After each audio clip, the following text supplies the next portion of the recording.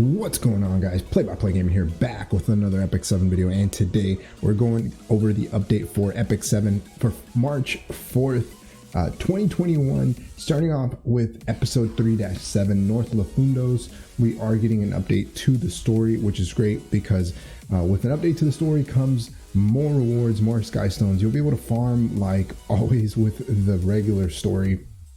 You'll also be able to pick up a brand new destruction weapon. This one actually looks pretty decent, except for that effectiveness at the very end. My destruction set so far has rolled really bad, so at least they could be used in like PvE or something.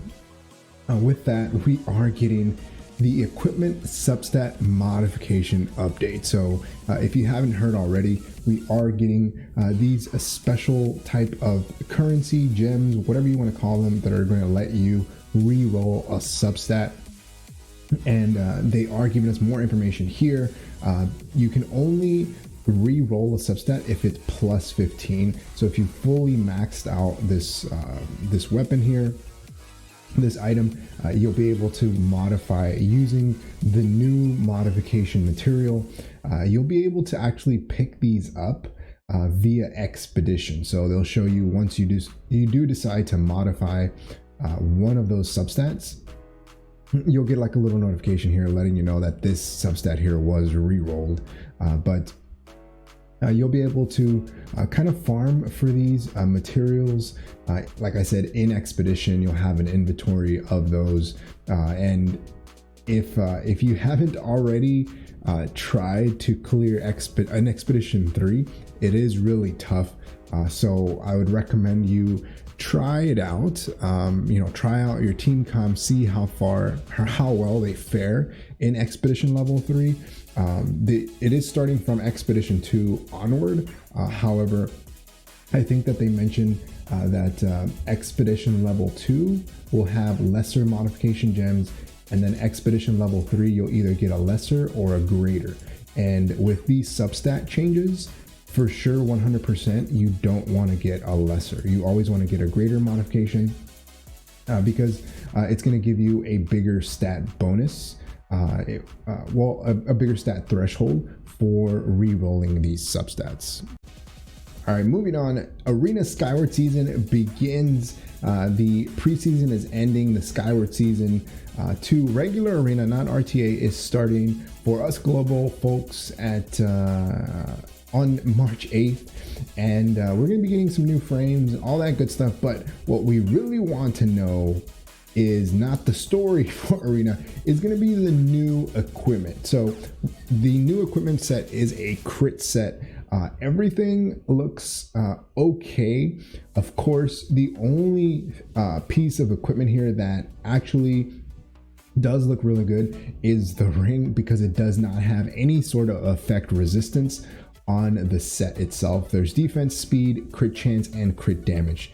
It is an attack main stat, so it could end up being like a bruiser piece, but there is no effect resistance on this one. Every other piece except for the helm has effect resist. So I would say for sure pick up the ring. The neck is crit on crit damage with health, attack, and crit chance. Of course, there's that effect resistance. The boots can potentially be really good, but there is effect resistance on those boots. I don't know who would need a crit chance set of boots with effect resistance. And if you roll into health and crit chance and attack, that could be really good. Again, these could be bruiser. So depending on how they roll, hopefully they don't roll effect resist for us, but they do have 4 speed. So you do have that chance of penta rolling 4 speed. But for sure, I would say pick up this ring. It does look really good. And then probably the neck, and then the boots. All these 3 can potentially roll really good. However, the ring here gives you a better chance at not rolling effect resist because there's no effect resist on the ring, right? All right, moving on. Special side story. We're getting week 2 of the Sweethearts one. I don't know how I feel about this one. I felt like it was a really long grind. I was hoping that it would be comparable to the previous Valentine's side story that we had, which was really good. I actually really enjoyed that one, the one with Arcades and Bellona and someone else. But We're going to be getting Violet Talisman as the enhanced artifact for this one. So if you do have that, just slap it onto one of your heroes while you're farming. Make sure you got that set up so you're getting the maximum amount of currency. We'll be able to farm those parameters again. I was hoping that there'd be more to it than just farming the parameters. I don't feel like it's any different than just farming a stage for X amount of times like the other side stories that we had. But you'll be able to go in and do that too. I believe we're having a new, we're getting the Goblin Challenge for this one. So make sure that you have your plus 10%, I think, gold set up for that. So that way you can maximize the gold that you get from that. We'll be able to buy some more Lucy's and some more Temperance artifacts. So make sure as you're making your way through the side story, you pick those up. You pick up Lucy and you pick up Temperance. It's going to help with farming. Moving on, we got Ray and Doctor's Bag along with Chloe. Both of these heroes are not needed. They already kind of teased. If you are brand new to the game and you don't have any kind of Wyvern team, you can definitely go free to play. However, Chloe is amazing in Wyvern 13.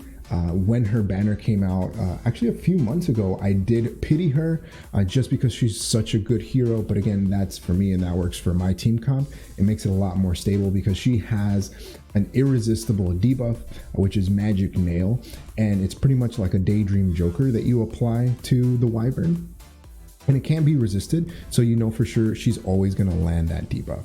Ray right now, he's seen a lot of use because of the control meta, right? Cerise, F10A, everyone that has debuffs. Ray, full cleanse on his S3, healing, and then another healing and barrier on the S2. But he does take a lot of gear to invest in. He's going to need a lot of effect resistance. Even though he does have effect resist imprints, or not imprints, but awakenings, it's still really tough. You're going to have to do at least like 250 effect resistance on him to even have a chance at resisting some of those debuffs. So I think both of these heroes, you can definitely pass on them unless you really, really want some type of special niche unit. I'd always go for Chloe. She's amazing. Ray, I do have him. I have 2 copies of him. I still don't use him. So it really depends on your playstyle. Moving on, we are getting Designer Lilibet. This one, I know a lot of people are going to be pulling for Designer Lilibet just because she's waifu. We kind of talked about her in the previous patch notes, or in the previous update. But we got Designer Lilibet. She is here to counter some of the control comps, control heroes. Her kit does look very specific to countering such heroes because she cleanses herself, she gets combat readiness, and it's going to be a bad time for control heroes, assuming that she gets a turn and she doesn't get one-shotted. We're hoping to see big damage from her because we always want to see big damage from new units, but more than likely she's going to be there more as a support hero. So let me know if you're going to be pulling for her. I don't think I'm going to be pulling for her. She doesn't seem that great to me. She doesn't really fit my play style, and I think that again she's going to be very, very niche. But hey, if you're going for her, go for it. Guild War Ardor season is ending March 6th, so this weekend.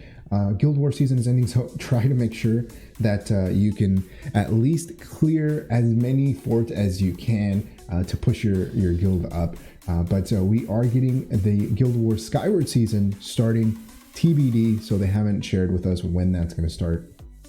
We're also getting improvements to Expedition, since they will be allowing us to pretty much earn those conversion gems, that currency that we can use to reroll substats. They're going to be kind of nerfing it a bit, and the effectiveness, effect resistance, and health stats have been, or will be changed from 12 turns to 7 turns. The effectiveness 130% to 100%, and then the health stat 2.3 million to 1.8 million. So essentially it's going to take more turns for us to take the boss down, but it should be a bit faster. I don't know, we'll see. I can't clear any Expedition level 3s, so it's going to be a bad time for me. and we'll see how that goes. So as you can see, the clear reward adjustments here, now they're featuring the lesser modification gems in Expedition Level 2. And then we have Expedition Level 3 here, where we can get the lesser modification gem or the greater. So that's why it's really important that you push and you try to clear Expedition Level 3. All right, everything else is just text and bug fixes, nothing too crazy. Some user interface improvements, UI interface improvements, but I'll leave the link in the description so you can go take a look at those. But along with that, we are getting, yes, the Guilty Gear rerun year 3, 10-year Guilty Gear collab. Here we go. They did mention that we're getting the rerun for Guilty Gear. So those of you that do not have Dizzy, Soul Bad Guy, Biken, Effelt, you're gonna get a chance at picking those up, especially if you're brand new to the game. Dizzy for sure is a must pull, so make sure you start saving your currency. Everyone else is potentially a pass. I skipped on Biken last time. I don't need Biken. I still don't need Biken, but I might pull for her. Effelt, she's just waifu, so I mean, you can definitely pull for her, but she doesn't get any use currently in the meta, so it's something that you have to look out for. But they did mention in the stream that the new collab is coming in the beginning of June, or the beginning of the end of June.